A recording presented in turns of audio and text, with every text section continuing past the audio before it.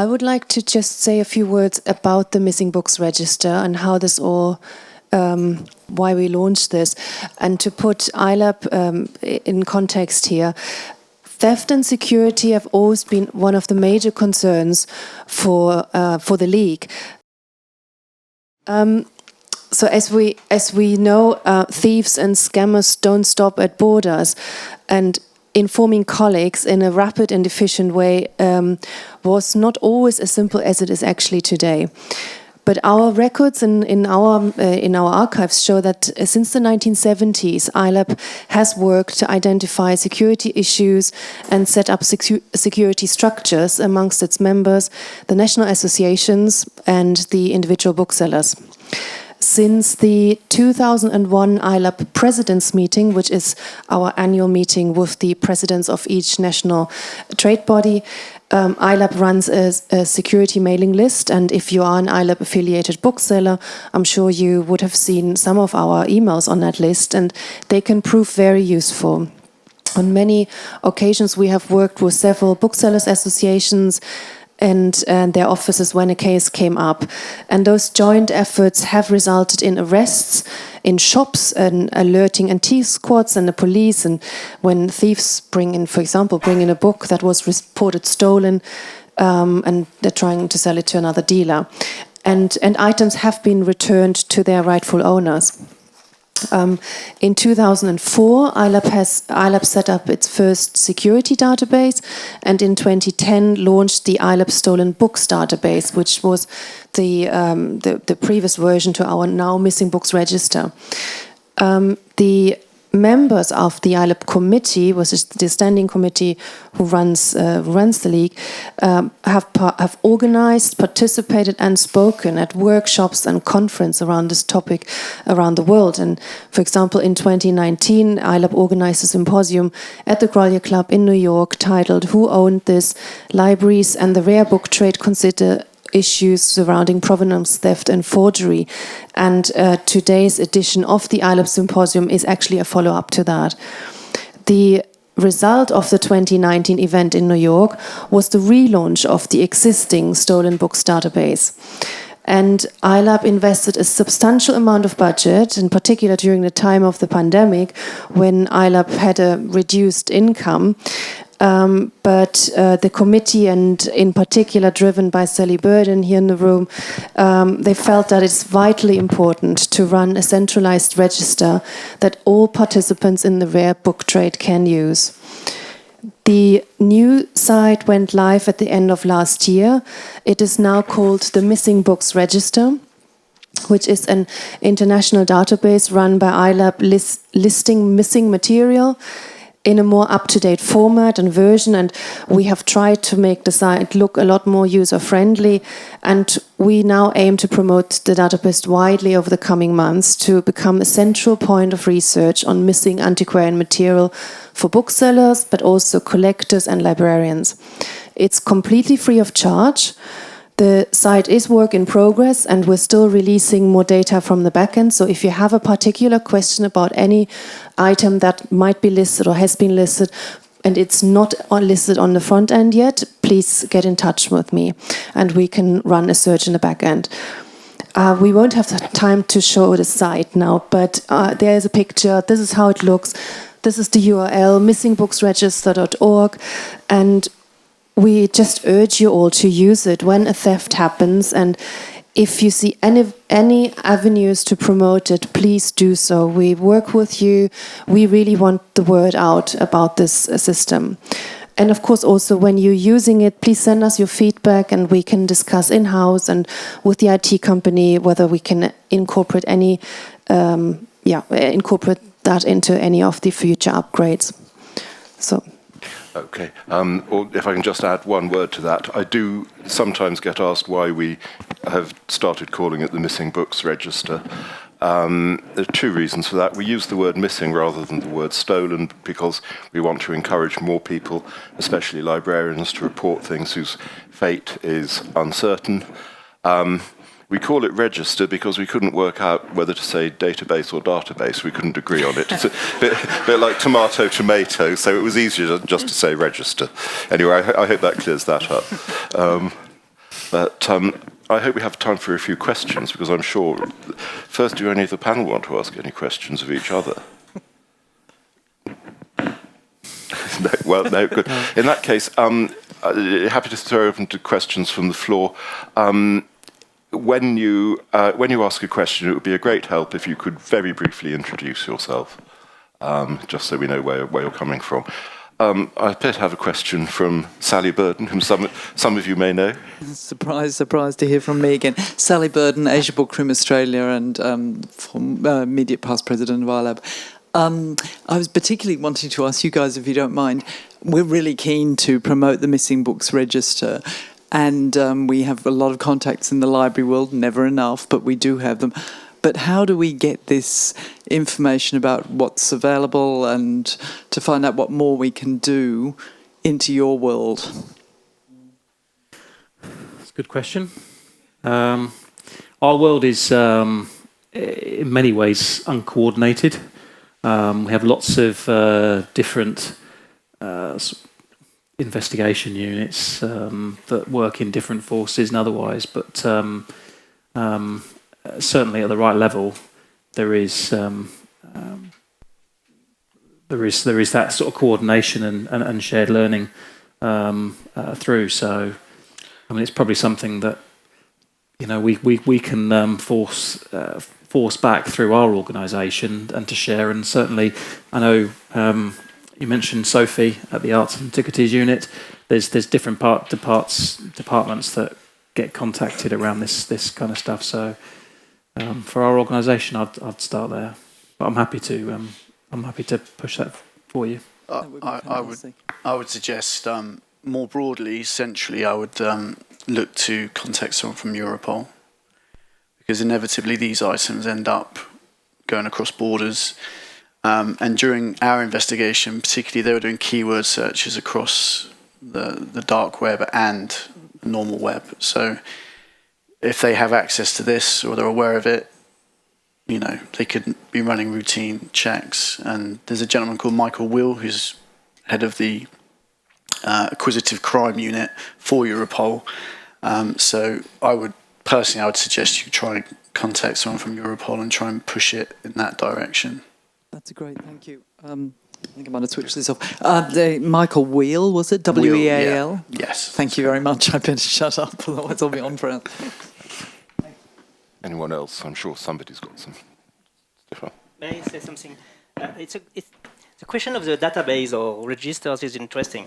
I don't want to be the troublemaker, but recently, for my field, which are Islamic manuscripts or Oriental manuscripts, there is a famous database which is now worldwide accessible from Interpol. You can download it on your phone and you can check, and I guess each time you buy something a little bit strange, you check on it.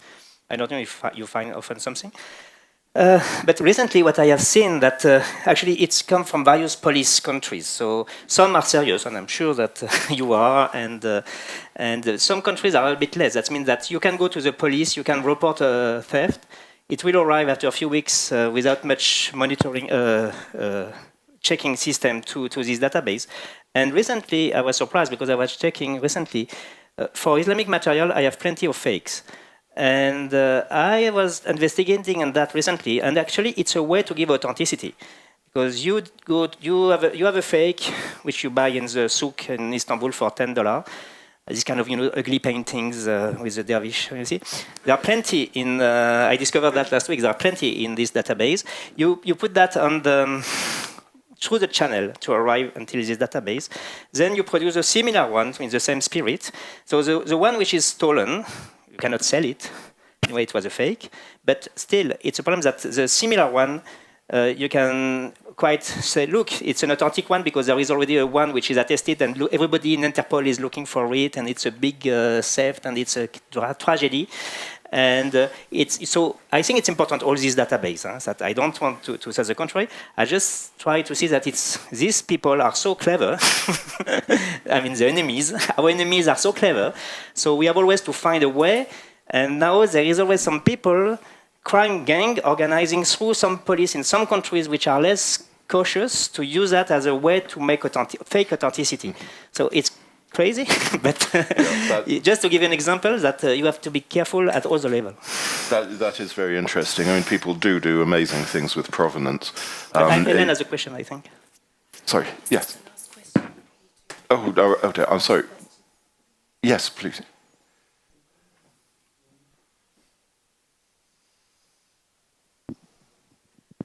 Thank you. Helen Vincent, still at the National Library of Scotland. Good. I've collaborated with Stefan on some of these IFLA ICA projects.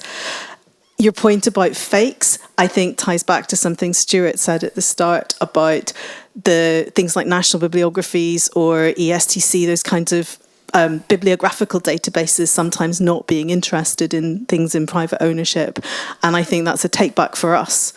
That's why they should be, because that helps with this verification and not creating, not misusing something like the Missing Books Register to give authenticity. My question, in 2016, I was at a seminar where someone from the FBI was talking about exactly what you guys have been talking about, thefts, and gave us some takeaways for make sure you stamp your property, make sure you catalogue it. And it was great to be able to go back and say, somebody from the FBI told us. It's not me saying we should catalogue our books, it's the FBI. If you have anything from, particularly to the guys from law enforcement, what would you, if there are things you think we should do, or if there are things you would like to know about how we do things that would make solving crimes easier, it'd be really great to hear. Go on. So so I'll be very quick. The guys from Italy, given their very stringent export rules, they were meticulous in photographing almost every volume and book, manuscript, map, whatever it was. They would photograph it, really detailed descriptions. In terms of tracing things, that's immeasurable. You know, that is so valuable for us to be able to prove that that particular item belongs to that person and is in fact the item that was stolen.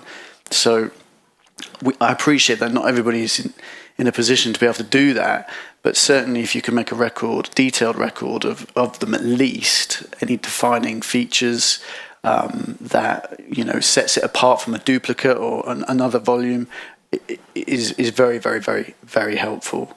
And if you can, images as well.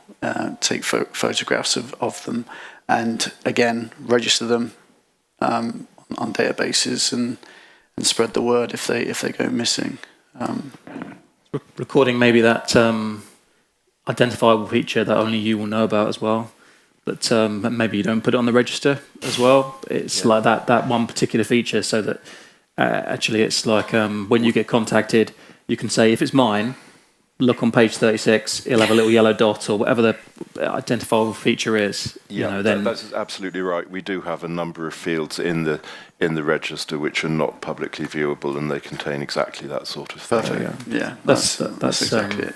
Yeah. And also in response to Helen's question about faking things, we are going to be looking at what's put into the register from the viewpoint of antiquarian booksellers. So we're going to try and make quite sure that nothing fishy goes in there. But there's going to be more to the back end of this database than you'll be able to see from the front. Well, there already is. Any last very, very quick question? Sir,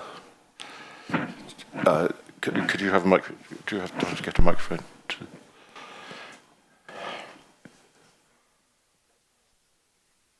Sorry, can you hear me? Yes. Thank you. I'm Nick McBurney. I trade as NG McBurney. I deal in Islamic manuscripts, among other things. I was listening to Stefan Ibert with some interest.